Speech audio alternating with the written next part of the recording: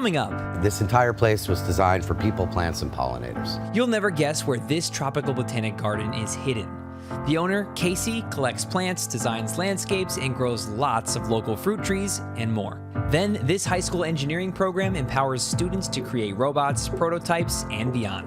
Plus, the latest technology being used to improve your health and lifestyle. All that and more is today on SoFlo Health.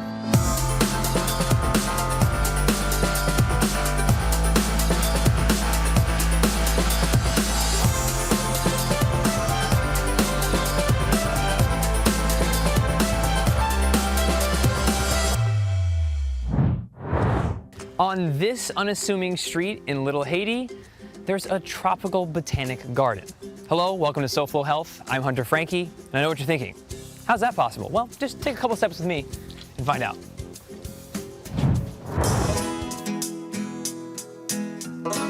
As promised, this is Casey Zapp. And Casey, who's with us? This is Woody. She's sort of the queen of the garden here. Okay, great.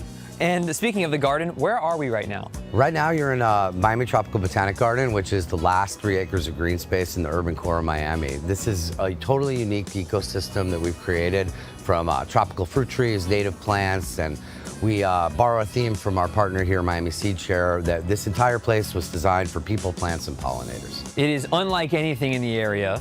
Oh, yeah. It is beautiful. And where are we right now within the garden itself? Well, right now you're standing in the middle of a 2,900 square foot greenhouse filled predominantly with tropical plants, some of which are the rarest in the world and only found in this greenhouse, actually. And what are some interesting things around us? Oh man, for example, some of these anthuriums, blow my mind. You see this new growth, it's just this brilliant color of pink and purple. And you see the variety between the individual species within the genus. It's unique that plants within the same family will have such diverse characteristics. And things like this, look at this. This is this gorgeous variegated money tree. It's really the biggest one outside of Japan that we've ever heard of.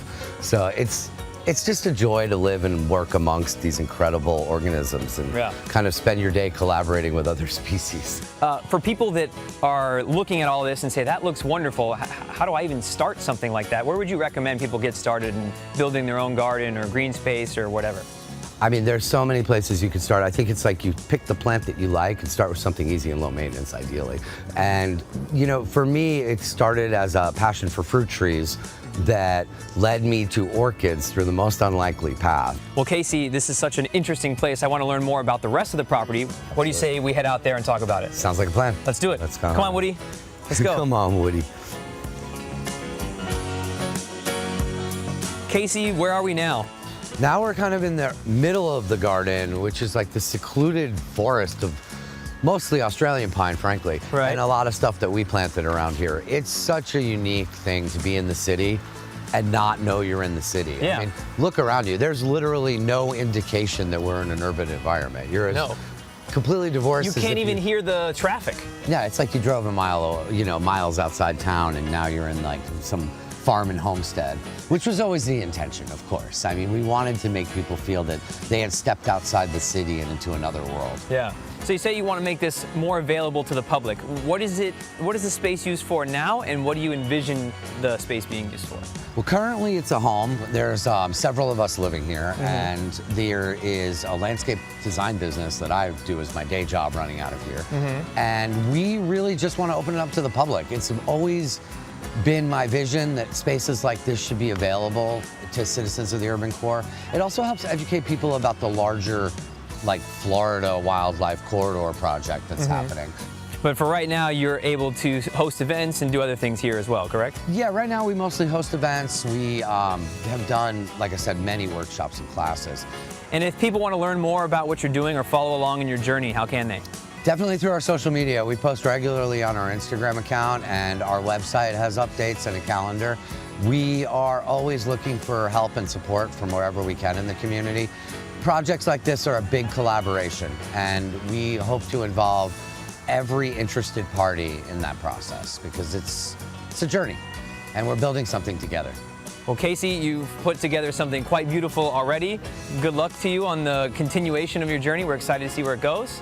Thanks for your time today. Such a pleasure. Thanks for coming, and I hope to see you back in the garden soon. Of course. In fact, you'll see us back in the garden after you watch this. We're here at American Heritage School's Broward campus to talk about STEM in education.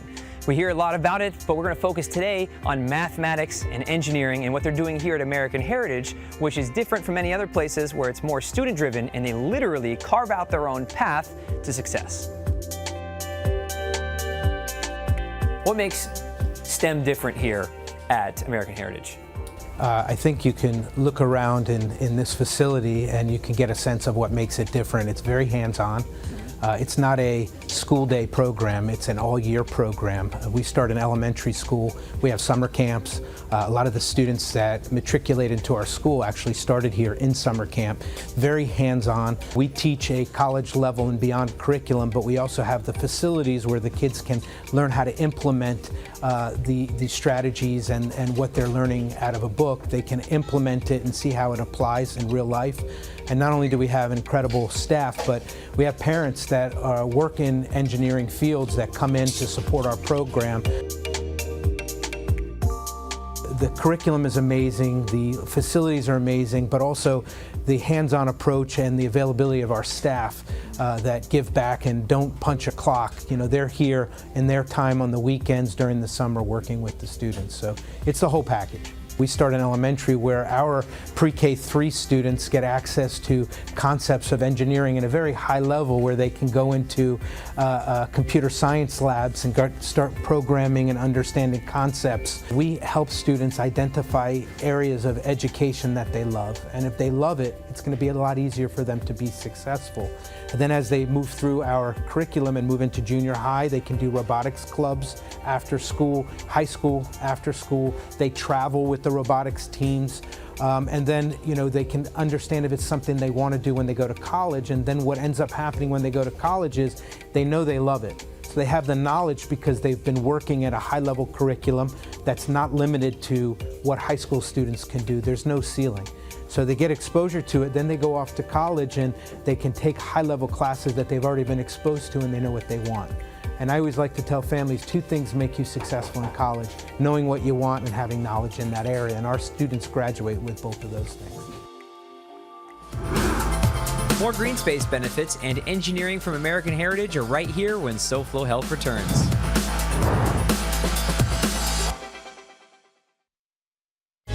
Focusing on you from your team of experts at Sylvester Comprehensive Cancer Center, South Florida's only National Cancer Institute designated cancer center. When Richard DePass suffered severe back pain while in Italy with his wife, he never imagined it was cancer. I ended up on the floor for a number of hours and was taken out of the house in a stretcher. Richard had multiple myeloma. He traveled to meet with Dr. Ola Landgren, director of Sylvester Comprehensive Cancer Center's Myeloma Institute. Multiple myeloma is the second most common blood cancer. The treatment for multiple myeloma has changed quite a lot. We use immunotherapies that refer to antibodies that are designed to find proteins expressed on the surface of myeloma cells. We also use small molecules that can be blockers of certain pathways or certain functions in the cells. Rather than treating Richard with chemotherapy, Dr. Landgren put him on a clinical trial using a 3-drug regimen to attack the cancer cells. The goal was to get Richard to where the disease was undetectable. But this was a very different approach, and we were able to eradicate the disease. Richard is off treatment and jumping rope, something he never thought he'd be able to do again. Coming back to it has been surprisingly easy. He's grateful to have found Dr. Landgren and travels to Miami from Tennessee to be monitored at the Sylvester Myeloma Institute. And I just felt it was important for me to continue being under his care.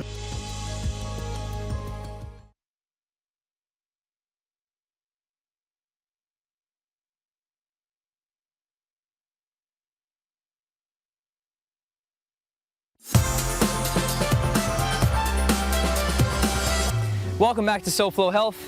I'm Hunter Franke, and welcome to the Miami Tropical Botanic Garden.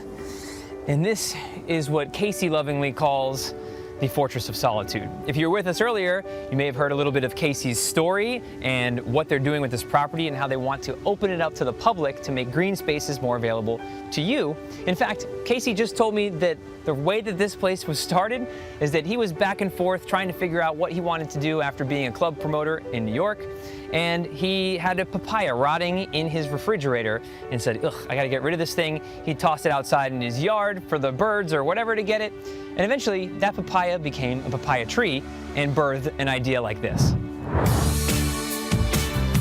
Where am I right now? You're in the robotics and engineering prototyping lab. What happens in here? Well, one is school. We come in with the classes and they prototype a solution to a problem that they found.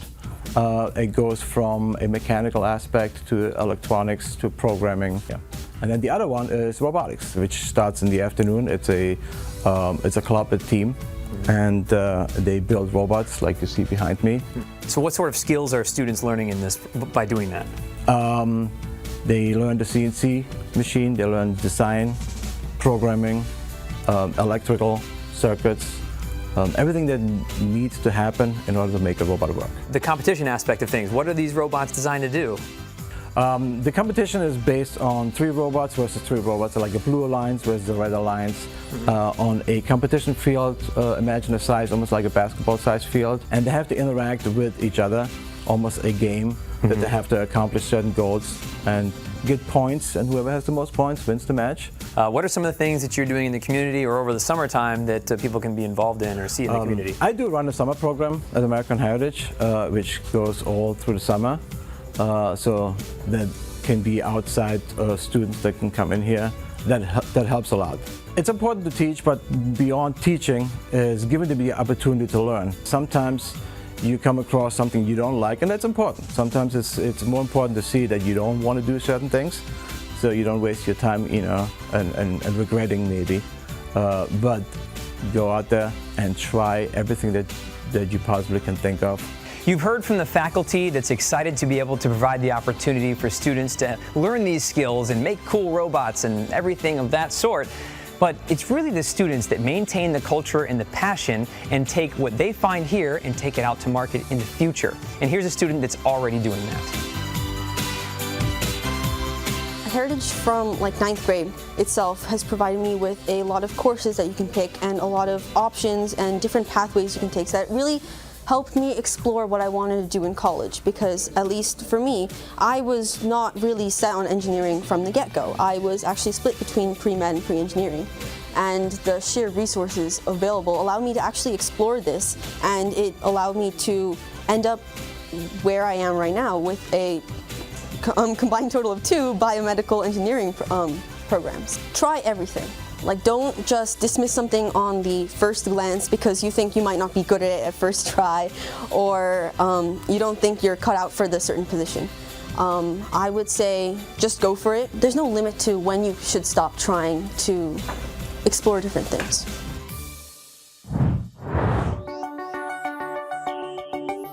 At some point in everyone's life, they'll experience pain. Hopefully it isn't chronic, but if it does become chronic, there are actually solutions out there that are non-surgical. That's why we came to Rothenberg Orthopedic and Spine Care today to find out more. Let's meet the doc. Doctor, thanks for being with us today. Thank you for having me. Of course. So what is it you're doing here on a regular basis? What we do here is we take care of people with all sorts of orthopedic problems, shoulder, hip, and knee, as well as spine issues. And we treat them non-surgically to help them avoid surgery. All right, you've got a lot of cool tech everywhere we walk, but what's this behind us and how is it helping you do your job? So this is a fluoroscopy machine, and basically this allows me to drive a needle to an area of pathology, and we use a little contrast flow, and you can see the contrast wrapping nicely around the hip joint to ensure that our deliverable product gets to the exact place that it needs to. And what are you hoping to achieve for your patients with these injections? We want to get their quality of life back to what they want it to be. I had really no movement of my shoulder. I mean, I couldn't lift it past here. I had the cellular treatment, and I have to say it was like a miracle. Within 2.5 months of my shoulder, I had complete movement. I was lifting weights. I was playing golf.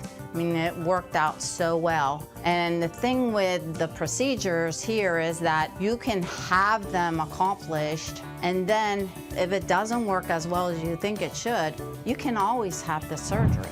It sounds like she feels so much better and is excited to have been able to do so without surgery. Absolutely. Melissa's just one of many that come through our office, and quite frankly, we are treating people in a non-surgical way, but we're really doing it in advanced regenerative techniques in order to help these people ultimately recover their function. Doctor, if people would like to find out more about what you're doing here, how can they? They can visit our website, give us a call on the phone. We're going to make sure that you get seen the same day or next day. Well, doctor, thank you so much for your time. I appreciate it. Thank you. You got it. Stay close. Tips to make the most out of breakfast are after the break on SoFlo Health.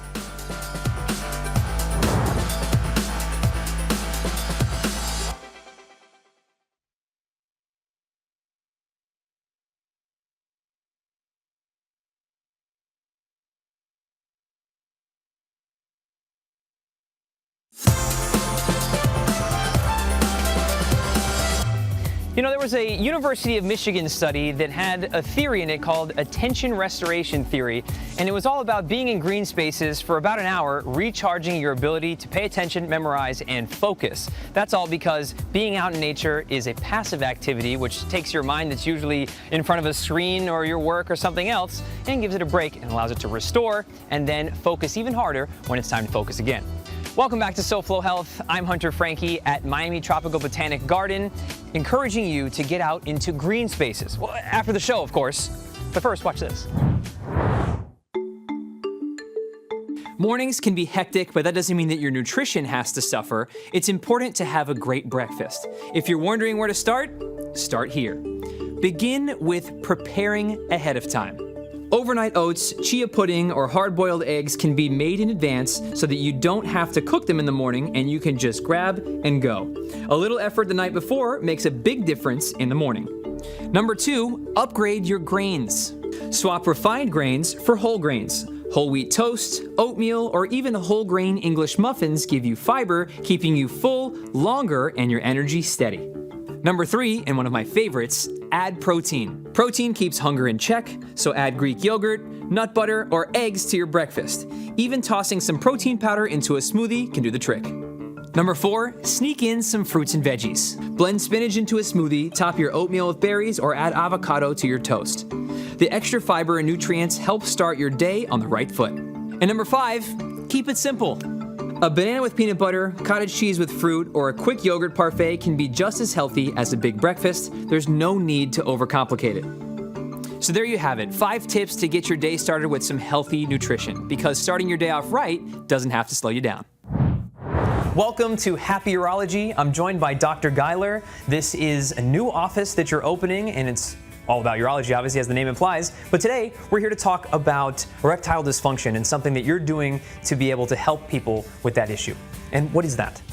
Erectile dysfunction basically is when men have an inability to obtain an erection that's satisfactory for them to be able to have a good, healthy sex life. And what is it that you're doing to help solve this issue for men that are going through it? We sit down with them and we talk about their problems, their goals. Many of the men that we see have already tried many other treatments and have failed. And we as urologists, we're surgeons. So we have a device called a penile implant that we use to help men solve their erection problems. And what does that involve? It's an outpatient procedure. So they basically come, have the surgery, they go home the same day.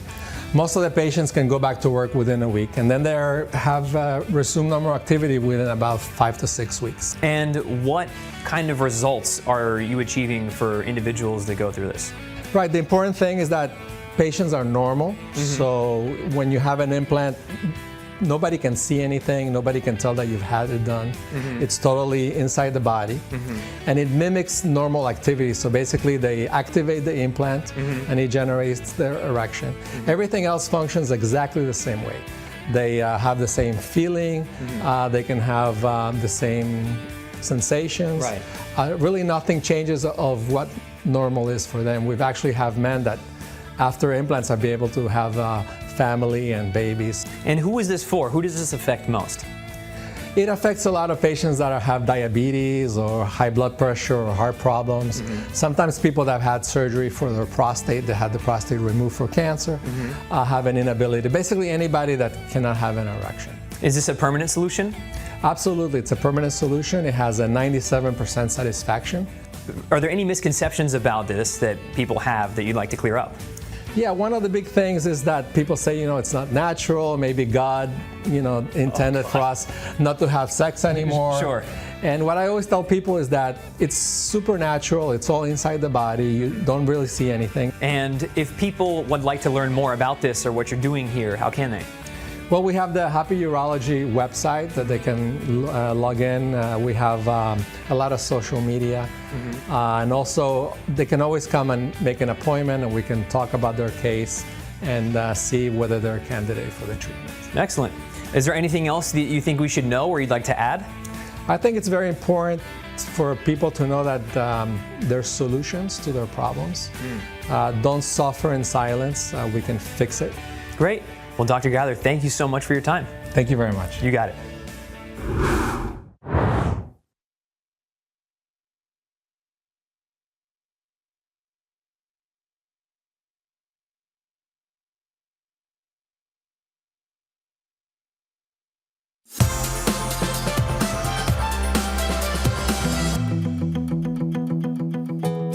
Casey Zapp, the owner of where we are today, which is the Miami Tropical Botanic Garden, said himself that walking around this property is so large that you can miss giant landmarks like this and not even realize it until you go around again.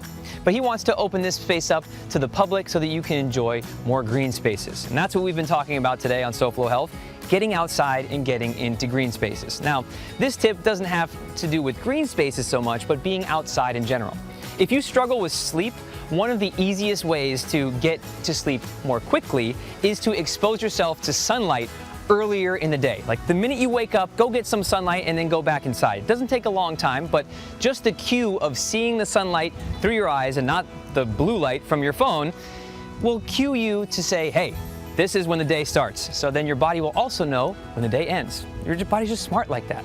So get outside and take a deep breath, whether it's to get your focus in order, just to feel good, or to reset your sleeping patterns.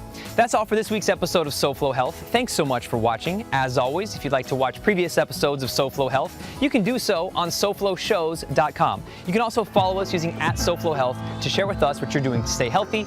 Until next week, it's goodbye, good health, and great green space.